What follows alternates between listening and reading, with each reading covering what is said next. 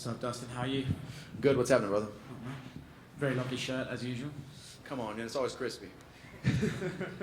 So what exactly brings you to Houston? Is there anyone on the card that you have a special interest in? Yeah, you know, I grew up training with Matt Schnell. He's a North Louisiana guy. Unfortunately, he's not fighting tonight, but Hanato Moicano's a home team and American top team with us, as well as Andre Arlovsky. You know, so coming to support the guys, and also I live a few hours away in Louisiana in Lafayette, so anytime big fights are here in Houston, I try to make it. Well, obviously the big story with you is there's this Nate Diaz fight that keeps getting talked about, but then as soon as it seems like there's any traction, something happens, and then suddenly it's not happening at all.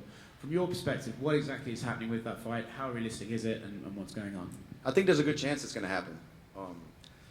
I think summer's probably a good target, you know, if I would put one on a calendar, but I'm not sure. But I have a good feeling it's going to happen. I'm not sure if I'm going to stay at 170 pounds, but this fight makes sense. He's a guy, I just want to be in fights that mean something to me. Nate's a guy I grew up watching fight. I respect him and his brother. I think that stylistically it's going to be fun for the fans. This is a fight of the year type of fight, and those are the kind of fights I want to be part of. He did say earlier in an interview that the UFC was still playing around and he can't seem to get the fight signed, but he said he wants it to be his retirement fight. Not sure if you believe that, or what are your thoughts on that? I don't believe that. Nate, he's got that dog in him. He's going to fight forever, you know. We'll see what happens, but I believe he has a lot of fight left in him, you know, but no telling what his plans are and you know, his exit game or whatever's going on. But I want the fight, and I think he wants it as well.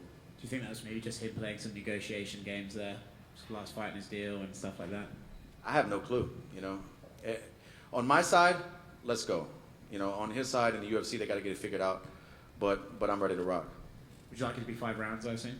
I want it to be 10 rounds. Obviously, you have another teammate coming up with Jorge Masvidal fighting Colby Covington. That's a fight that's long been discussed, and everyone knows about your personal feelings towards Colby and now Jorge's.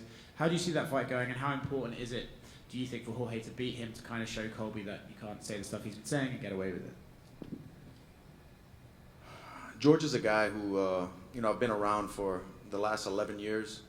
He's helped me out, you know, with knowledge and insight to the game. He's a pioneer of the sport. He was doing it way before it was cool. So guys like that, even if I wasn't friends with him, I respect guys like that. You know, Nate's one of those guys. I'm rooting for George, obviously. He's a teammate, a friend. He was part of me bumping up to lightweight when I was a 45er in the gym, sitting back one day after training. He was telling me, dude, just do it. You're not, you know, getting overwhelmed by the strength of me. That's when he was still at 55. George is just a good dude, man. And I want to see him succeed. I know he's working hard. I know Bo Nichols down there at American Top Team, and we have a lot of good wrestlers there, so he's preparing his wrestling game. And his fight IQ and skill is going to speak for itself, I believe, in this fight, but it is fighting. You know, I'm rooting for George. Did you ever see those two train together or spar, and do you have any idea of how it might go? I mean, I'm not the guy to lift the curtain and tell you guys what happens in the gym, but, I mean, it's going to be on display for the world to see, 5 rounds. Yeah, I was in the gym for years with these guys. You know, I've seen a lot of training sessions. I've been in a lot of training sessions. But training and fighting is 2 different things. Is that a fight you want with Colby? I know there's all this back and forth with you guys, and then he put out that clip that one time and all that sort of stuff. But after this fight, you said you're not sure if you want to stay at welterweight, but if they offered you that fight, would you take it? No. I'll never fight Colby in an octagon where there's finances on the line. If I fight Colby, we're both going to jail. I'm going to jail. I'm not going to fight him in an octagon. He's not making money off of my career and what I've done. This is something different, you know. You will never see me fight Colby Covington in the UFC. It's funny you say that, right? Because some people would say that the Conor fight would have been the similar situation, but you did fight him in the octagon. What is it about Colby that's different, that stands out? Me and Conor have history, you know, fighting him at 45, then bumping up, fighting him 7 years later, beating him. And even that fight, like, you know, I'm probably not going to fight Conor again. I don't really want to fight Conor again. For me, that door is closed. The only reason I do it is for money. You know, I beat him 2 times in a row. What can I best my 2 performances? Can I knock him out quicker? You know, can I 10-7 him? What can I do? You know, I've done it. If I do it again, it's just for money, right? So that's a completely different thing. Thank you, Dustin. Hi, Dustin over here. Having fought both Charles Oliveira and Justin Gaethje, who would you favor in that matchup? Man, that's tough for me to pick, because Gaethje can knock anyone out, and Charles gets hit a lot.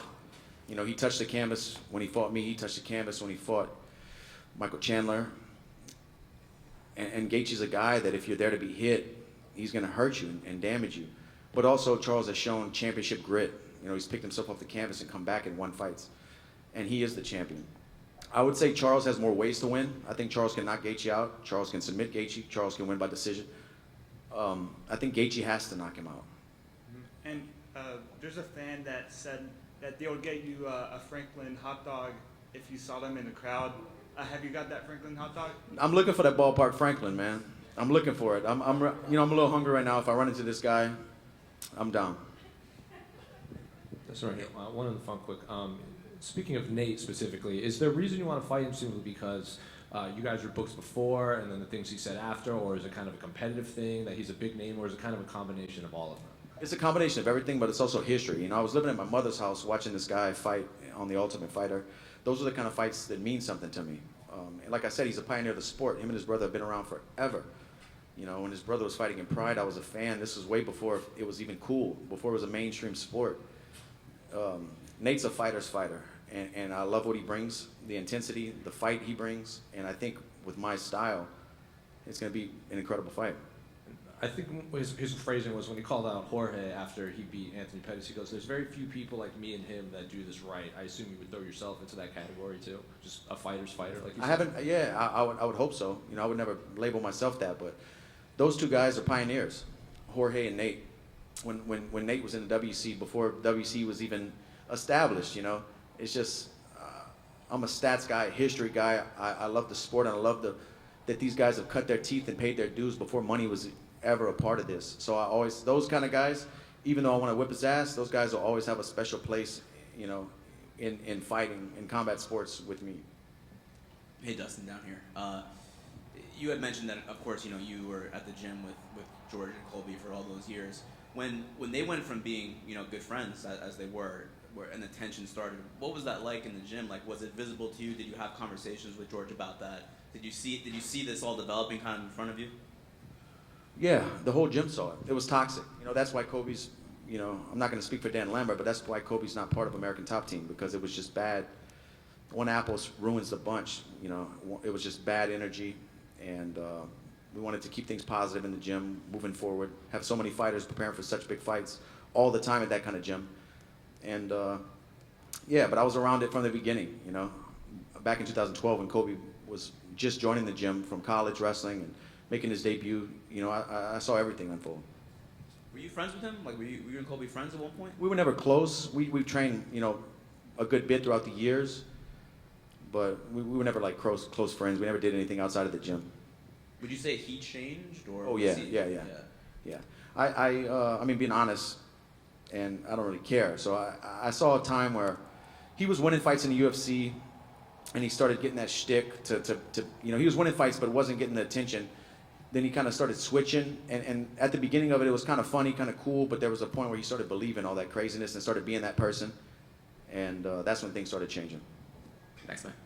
Did anyone at the gym try and like kind of talk to him? Like, dude, what are you doing? Like, why are you going after our teammates, stuff like that? Or did you think everyone just kind of was like just watching it and sort of being confused by it, if you know what I mean? Yeah, people were confused, but people kind of saw the business side of things as well, and the way his trajectory was. You know, now he's fighting for belts, and now people are talking about him when they weren't before.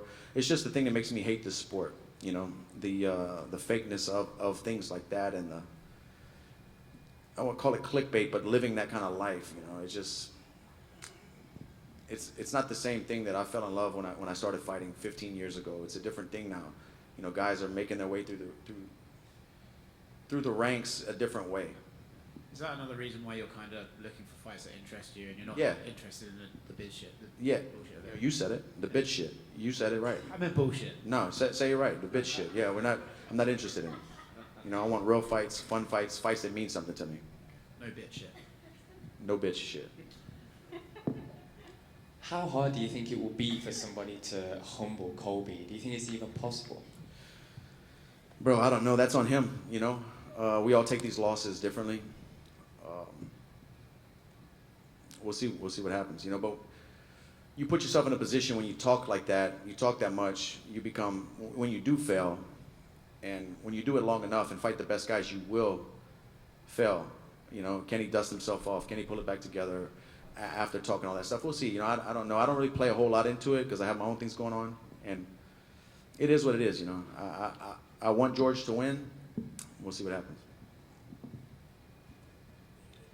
I watched you on Fightsville. That's the first time I saw you, and you're just talking about being in the game for 15 years, and they say time flies. How has this ride been for you, and how quick has that time flew for you? It's crazy, man. I see like flashback pictures from 10, 12 years ago, and just how much things have changed in my life, business-wise, fighting-wise. Like I was saying, the sport's a different sport. You know, going from fighting in the WC on Versus to being on Fox. You know, I fought on the first Fox card in Anaheim. Then the Reebok deals, and now the Venom deals, and ESPN. It's just the way it's growing is impressive, and I'm thankful for all of it. But it's just every couple of years it's a different thing. You know, I just wanted to keep the authenticity that I fell in love with 15 years ago. You know, there was a code, there was something important that I was attached to this sport with. I don't want it for these next group of guys. I don't want it to lose that, because I've learned so much about myself through this whole journey, and I feel like these young kids, you know, it gave me a reason, it gave me a way to provide for my family, but also put myself in rooms and shake hands with businessmen, and it just brought me the opportunities in this sport, and the places I've been have opened my eyes, and I want the same thing for all these young guys. You know, I don't want to see it turn into fucking TikTok, you know what I mean? Dustin, one more. We see a lot of fighters like Habib and Anthony Pettis and George that started their own kind of fight promotions. Anthony Pettis even has his own management company and kind of mentor these young fighters. Is that something you would be interested in the future? I want to be part of this sport forever, you know? I would love to get into that, yeah. I would love to run a promotion. I'm not sure if I can commit to that right now. I have a lot of other things on my plate, and I know how much that takes of you to put these kind of things together. If I had the right team and the right people around me, I think it would be a good move. But I'm happy to see guys like Anthony, another guy who's a legend of the sport, you know, still competing, but pivot and make things happen. George still competing at the highest level, pivoting and making things happen in the sport. I always want to be part of this sport. You know, I'm never gonna, even when I leave the gloves inside the octagon, I'm never gonna be far away. Dustin, good night. Before you leave, are you down to tell us your predictions for tonight? Which fight? At least the main event. I think Whitaker's an incredible fighter, and I know he wants that belt back, but man, Izzy's just on such a roll and walking around with so much confidence and at the top of his game. I think it's going to be tough to beat that man. You know, I didn't bet tonight, but if I would be betting, I'd probably bet on Israel. And for the co-main? Is the co-main the heavyweights? That's whoever lands first. I think that's even money right there. Whoever lands first. These are big boys who can punch. I'm excited for that one. Thank you. Thank you.